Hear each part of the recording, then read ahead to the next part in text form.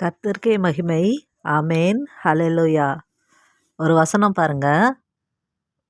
பாவியை நீதிமானை அல்ல பாவியையே ரட்சிக்க வந்தேன் அப்படின்னு கர்த்தர் நமக்கு ஒரு வசனம் கொடுத்துருக்காரு.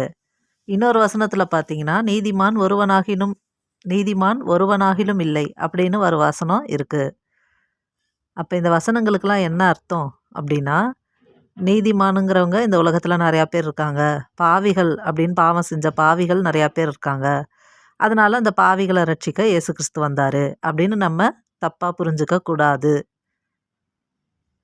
அப்போ நீதிமான்னா யார், பாவினா யார் அப்படின்னா, தனக்குள்ளார பாவம் இருக்குது அப்படின்றத ஒத்துக்கிட்டு, தனக்குள்ளாரையே ஒத்துக்கிட்டு, ஆமாம் நமக்குள்ளார பாவம் இருக்குது, நம்ம பரிசுத்தமாக வாழ நினச்சாலும் பரிசுத்தமாக வாழ முடியல, பாவம்தான் செஞ்சிட்றோம், அதனால் வருத்தமாக தான் இருக்குது, நான் என்ன பண்ணுவேன் அப்படின்னு தன்னைத்தான் தாழ்த்தி நான் ஒரு பாவி தானே அப்படின்னு ஒத்துக்கிறவங்கள காப்பாற்றுறதுக்கு தான் இயேசு கிறிஸ்து வந்தார்.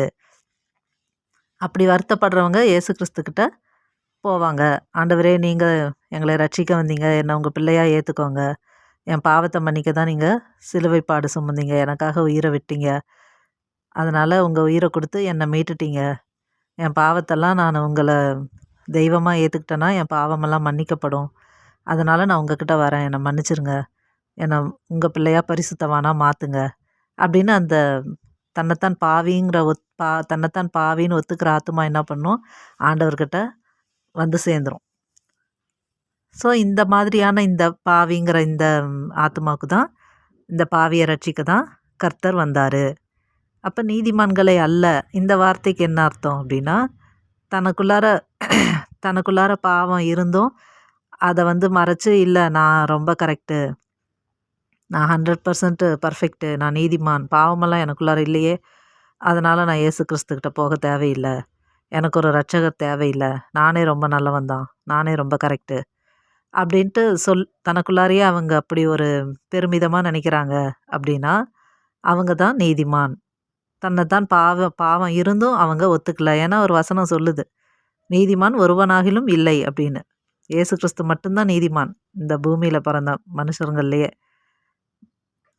அப்படி இருக்கப்ப அவங்க தன்னைத்தான் நீதிமான், நான் 100% கரெக்டு, ஒரு தப்பு கூட நான் பிறந்ததுலேருந்து இந்த நாள் வரைக்கும் ஒரே ஒரு தப்பு கூட நான் செஞ்சதில்லை அப்படின்னு அவங்க சொல்லிக்கலாம். ஆனால் அது பொய் தான்.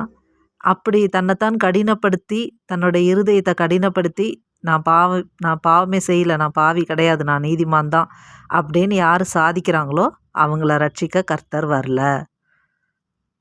ஐயோ, எனக்குள்ளார பாவம் இருக்கே, நான் பரிசுத்தமாக வாழ்கிறதுக்கு தான் ஆசைப்பட்றேன் அப்படின்னு தன்னுடைய பாவத்துக்காக வருத்தப்பட்டு தன்னைத்தான் தாழ்த்துறாங்களோ, யார் அப்படி தாழ்த்துறாங்களோ அவங்க தான் அந்த பாவி. அந்த பாவிங்கிறவங்கள ரட்சிக்க தான் இயேசு கிறிஸ்து வந்தார். ஸோ இந்த வசனம் பாருங்க, நீதிமானை அல்ல பாவியையே ரட்சிக்க வந்தேன் அப்படின்னு இயேசு கிறிஸ்து சொல்கிற வசனத்துக்கு இதுதான் அர்த்தம். கர்த்தருக்கே மகிமை. ஆமேன். ஹல்லேலூயா.